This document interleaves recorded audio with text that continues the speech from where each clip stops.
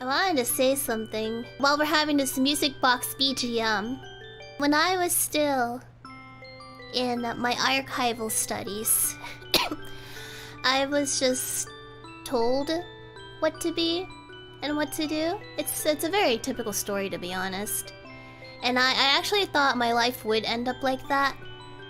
Doing what I was told and what to be. I didn't think my life would turn like this, to be honest. I did this for a hobby. I literally did this because I did not understand people. This was escapism. I mentioned before, but I expected 5,000 readers in 5 years. And that was fine. Because I thought I would follow what was laid out for me, path-wise. But I didn't.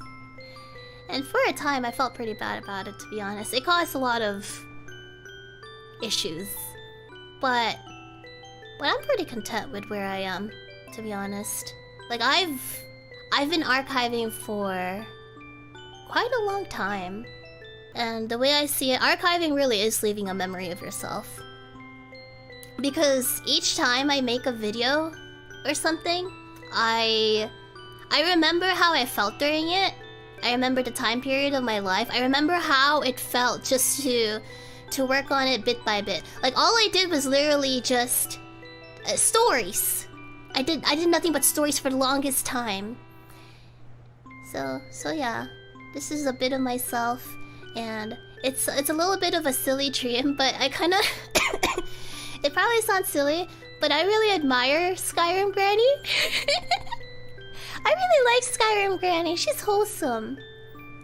I just want to have like a comfy time, you know. Someday I'll probably look back when I'm all when my head is all white hair. When the stress has gotten to me, when I got Kaneki Kenned. And then I'll remember looking at this and like, oh yeah, I remember doing that. Actually, it's kind of the same way whenever I see familiar usernames. But I'm rooting for you all, by the way.